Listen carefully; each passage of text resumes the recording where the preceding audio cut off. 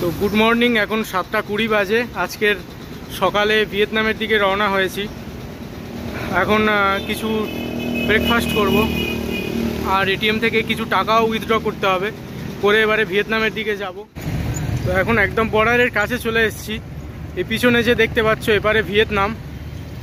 আর এখন ভিসা যেটা আছে ওটা প্রিন্ট করাতে হবে। টাকা কিছুটা উইথড্র করেছি এখান থেকে। তো এটিএমের ভিতরে তো ক্যামেরা চালানো অ্যালাউড ছিল না, সেই জন্য ওটার ভিডিও করিনি। $250 মতো এটিএম থেকে উইথড্র করেছি। তো এখন দেখছি যদি কোনো জেরক্স করার দোকান পাওয়া যায় এখানে। কম্বোডিয়ার অনেক জায়গায় যে জিনিসটার প্রাচুর্য দেখেছি সেটা এখানেও দেখতে পাচ্ছি, আর সেটা হলো ক্যাসিনো। পিছনে এই যে পিছনে একটা ক্যাসিনো আছে দেখতে পাচ্ছ। আসার সময়ও রাস্তায় অনেক ক্যাসিনো দেখতে পেলাম। আর পিছনে এই যে একটা দোকান, এই দোকানটায় এখন গেছিলাম জেরক্স করতে, করে কিনা জিজ্ঞেস করতে। তো এটা একটা লটারি শপ মতো। তো এখানে এই লটারি বা ক্যাসিনো এই ধরনের জিনিসগুলোর প্রচুর আধিক্য দেখতে পাচ্ছি। আর জেরক্সের দোকানের কোনো জেরক্স দোকান কোনো দেখতে পাচ্ছি না। পিছনে একটা দোকানে জিজ্ঞেস করলাম, বলল যে এখানে কোনো প্রিন্ট আউটের কোনো দোকান নেই। এখান থেকে নাকি 1 কিলোমিটার দূরে যেতে হবে প্রাইভেট মার্কেটে, তবে প্রিন্ট আউটের দোকান পাওয়া যাবে। কাছাকাছি নাকি কোনো প্রিন্ট আউটের দোকান নেই। আর সকালবেলা অনেক দোকান খোলেও নি, ওই জন্য বুঝতে পারছি না আছে কি নেই। তো এটা আমি আরেক জায়গায় ইন্টারনেটে পড়লাম যে হার্ড কপিটাও কাছে রাখা দরকার, শুধু মোবাইলে সফট কপি রাখলে হবে না। সেই জন্য প্রিন্টটা করে নেওয়ার চেষ্টা করছি। আর এই বর্ডার এরিয়াটায় প্রচুর ক্যাসিনো ভর্তি। এই যে বিল্ডিংগুলো দেখতে পাচ্ছ প্রতিটাই ক্যাসিনো এবং হোটেল। এটাও ক্যাসিনো, প্রতিটাই ক্যাসিনো এবং হোটেল। কম্বোডিয়ায় প্রচুর ক্যাসিনোর ব্যবসা, ক্যাসিনোর অনেক ক্যাসিনো দেখলাম। এই এরিয়াটাতেও প্রচুর দেখতে পাচ্ছি, যদিও এটা বর্ডার এরিয়া, তাও এখানে প্রচুর ক্যাসিনো ভর্তি। কোনো জেরক্স দোকান কিছুই চোখে পড়ছে না, শুধু চারিদিকে ক্যাসিনো ভর্তি। ক্যাসিনো আর রেস্টুরেন্ট এইসব আছে, একটাও জেরক্স দোকান চোখে পড়ছে না। ভিতরে অনেকটা হেঁটে চলে এলাম, তাও চোখে পড়ছে না। আর ম্যাপেও কিছু নেই। ম্যাপে এই জায়গাটায় কিছুই নেই বলতে গেলে। ম্যাপের কোনো হেল্প পাওয়া যাবে না এখানে এলে। তো এখন আর লোকজনকে জিজ্ঞেস করলেও লোকজনও কিছু বুঝতে পারছে না। জেরক্স, প্রিন্টার এই শব্দগুলোই যেন কোনোদিন শোনেনি, এরকমভাবে মানে রিয়াকশান আসছে আর কি। এক তো কিছু পাওয়া যাচ্ছে না, তার উপরে আলোর জন্য পুরো ক্যামেরাটাও কালো হয়ে আছে। তো সে যাই হোক, একটা অটো মতো গাড়িতে করে কিছুটা ভিতরে মার্কেটের দিকে চলে এসেছি। 5000 রিয়েল নিল, কিন্তু কিছু করার নেই। আবার কালকেরকার মতো হাঁটতে হাঁটতে সকালবেলায় টায়ার্ড হয়ে পড়লে মুশকিল হয়ে যাবে। ওই জন্য গাড়িতে করে চলে এলাম একটু মার্কেটের দিকে। আর এই দেশটায় এসে কিছু একটা পাওয়া যায় না, কারণ ইন্টারনেটের কোনো হেল্প পাওয়ার এখানে কোনো সম্ভাবনা নেই। ম্যাপে কিছুই নেই, আর লোকজন কিছু বোঝে না। সেই কারণে শুধু হেঁটে হেঁটে ঘুরে ঘুরে খোঁজা ছাড়া কোনো উপায় নেই। তো আবার হাঁটা শুরু করেছি মার্কেটের ভিতরে। দেখছি যদি কোনো জেরক্সের দোকান থাকে, যদিও চোখে তো কিছুই পড়ছে না, দেখা যাক। তো পিছনে একটা দোকান দেখতে পেয়ে ঢুকেছিলাম, প্রিন্টারও দেখতে পেলাম, কিন্তু বলছে ব্রোকেন। বেশ কয়েকটা দোকানে এইরকম জিজ্ঞেস করলাম, খালি বলছে ব্রোকেন, খারাপ, নট অ্যাভেলেবেল, নো হ্যাভ এরকম করছে।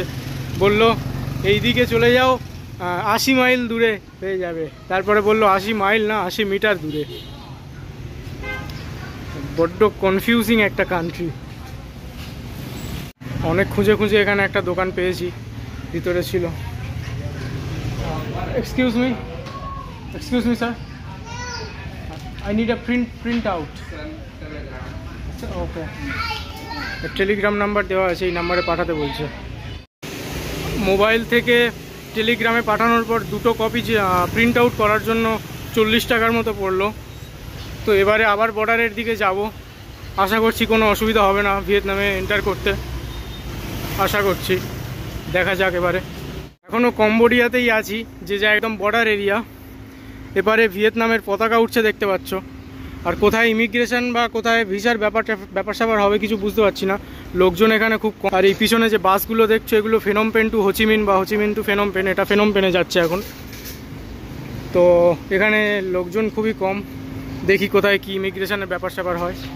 তো এটা আগে আমি জানতাম না যে একটা কান্ট্রি থেকে আরেকটা কান্ট্রি যখন যাচ্ছ, এটা থাইল্যান্ডেও হয়েছিল, তখন অবশ্য বলা উচিত ছিল আমার।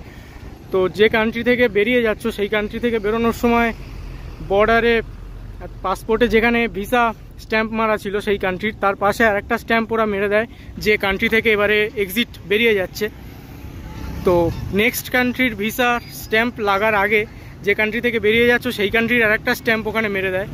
মানে কম্বোডিয়া এখন মারলো স্ট্যাম্পটা পাসপোর্টে, তো এটা আগে জানা ছিল না। আর এখন যে এরিয়াটায় আছি এটা একদম পুরো বর্ডারের মাঝামাঝি এরিয়া, এপারে ভিয়েতনাম এপারে কম্বোডিয়া। এখানে এরকম অনেক বিল্ডিং টিল্ডিং আছে, এখানে ল্যান্ড ফর সেল আছে, কেউ কিনতে চাইলে নাম্বার দেওয়া আছে। যাই হোক, এখানে যদি কেউ ল্যান্ড ট্যান্ড কিনতে চাও কন্ট্যাক্ট করতে পারো। তো আপাতত এখন ভিয়েতনামের দিকে যাচ্ছি, যদি কোনো অফিসে ইমিগ্রেশন লেখা দেখতে পাই তাহলে যাব। যদিও আগের কম্বোডিয়ায় তো কিছুই ইংলিশে লেখা ছিল না, হয় খেমের ভাষায় না হলে ভিয়েতনামিজ ভাষায় লেখা ছিল। তো এখন দেখি গিয়ে। তো ফাইনালি ইমিগ্রেশন কমপ্লিট হলো। ভিতরে তেমন কিছু জিজ্ঞেস করেনি, শুধু পাসপোর্ট আর ভিসাটা দেখতে চেয়েছিল। বাকি আমার পাসপোর্টের একটু টাইম নিচ্ছিল, বাকিরা সব কম্বোডিয়ান ছিল, তাদের তাড়াতাড়ি স্ট্যাম্প মেরে দিয়ে দিচ্ছিল। কিন্তু আমার ইন্ডিয়ান পাসপোর্ট, ওই জন্য একটু মানে ইনফরমেশানগুলো চেক করে জাস্ট একটু টাইম নিচ্ছিল। তো বাকি বেশি কিছু জিজ্ঞেস করেনি।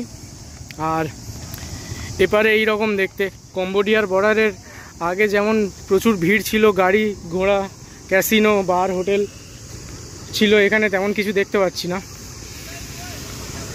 এখানে একটু ফাঁকা ফাঁকা লাগছে, নর্মাল গাড়ি টাড়ি আছে। তো অফিসিয়ালি ভিয়েতনামে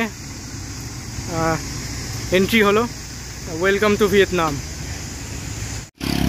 তো আমি ভেবেছিলাম কম্বোডিয়ায় যেমন বর্ডারের কাছে প্রচুর মানি এক্সচেঞ্জ, সিম কার্ড ইত্যাদি কেনার দোকান থাকবে, ভিয়েতনামে এন্টার করলেও এরকম থাকবে, কিন্তু এখন এসে দেখছি সেটা নেই।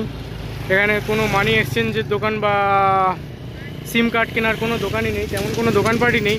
কয়েকটা শুধু খাবার দোকান আছে। আর এখানে বাস টাসও তেমন দেখতে পাচ্ছি না।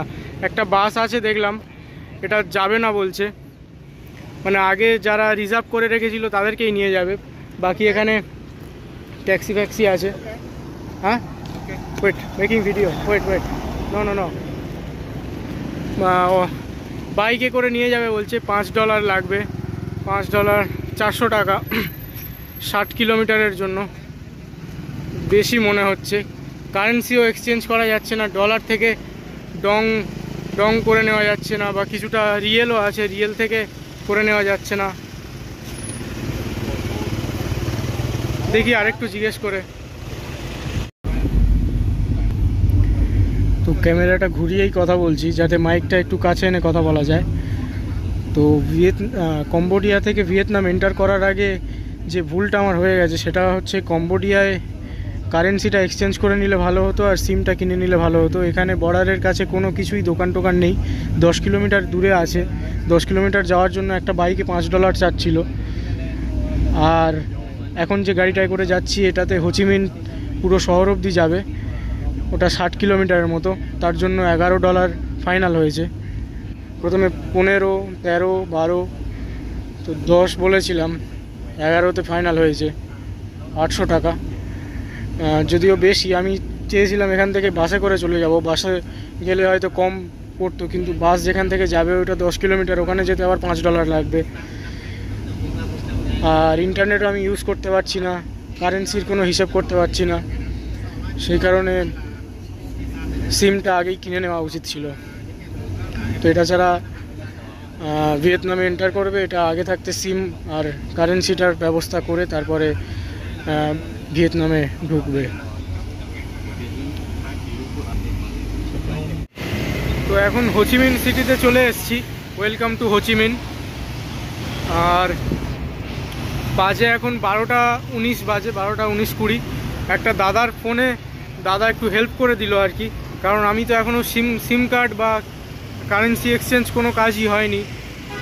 সিম কার্ডটা এখন খুবই দরকার, সিম কার্ড না হলে ইন্টারনেট ইউজ করতে পারছি না, ম্যাপেও কিছু দেখতে পাচ্ছি না। তো দাদা একটু হেল্প করে দিল। এখান থেকে যে হোটেলটা বুক করেছি সেটা 6 কিলোমিটারের মতো, আর কাছাকাছি কোনো যদি শপিং মল বা কোনো মোবাইল কেনার মানে মোবাইল শপ থাকে তাহলে সেখান থেকে সিম কার্ডটা কেনা যাবে। তাই এখন হেঁটে হেঁটে দেখবো যদি কোনো সিম কেনার জায়গা থাকে। তো হাঁটতে হাঁটতে একটা মলের কাছে এসে গেছিলাম। মলে জিজ্ঞেস করে দেখলাম যে এখানে সিম কার্ড বিক্রি করে না, বললো মানে সিম কার্ড এখানে পাওয়া যাবে না। তো আবার হাঁটা শুরু করব। কাছাকাছি যদি কোনো মোবাইল দোকান দেখতে পাই তাহলে সেখানে সিম কার্ড কেনার চেষ্টা করব। তো এখন ভিএটেলদের সিম কার্ডের কোম্পানি আছে, এই কোম্পানির একটা শোরুমের সামনে দাঁড়িয়ে আছি।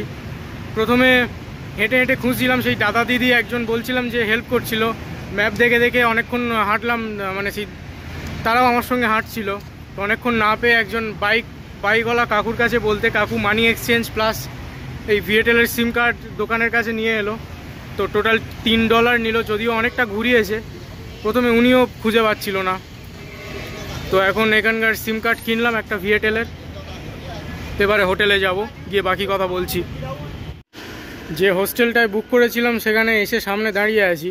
তো এখানে কয়েকজন লোকজন ছিল হোস্টেলের ভিতরে, তারা বলল যে হোস্টেলের যে মালিক সে নাকি এখানে থাকে না, অন্য জায়গায় থাকে। তো তার মোবাইল নাম্বার দেওয়া আছে, মোবাইলে কল করতে হবে, করলে তবে সে এসে রিসিভ করবে। তো এখন সমস্যা হচ্ছে, মোবাইলে আমি যে রিচার্জ প্যাকটা করিয়েছি সেটা শুধু ইন্টারনেট প্যাক, সেটা থেকে কল করা যাবে না। তো এটা বড় সমস্যা হয়ে গেল। কল না করলে সেও আসবে না, সে না এলে আমিও ভিতরে ঢুকতে পারবো না, মুশকিল হয়ে গেল। তো হোটেলের ভিতরে ঢুকে গেছি। হোটেলের পাশে এখন একটা রেস্টুরেন্টে বসে খাবার অর্ডার করেছি। ব্লগে খালি বেশি খাবারের আলোচনাই বেশি হয়ে যাচ্ছে বলে মনে হচ্ছে আমার। যাই হোক, তো হোস্টেলটা মোটামুটি বলবো খুব একটা ভালো নয়।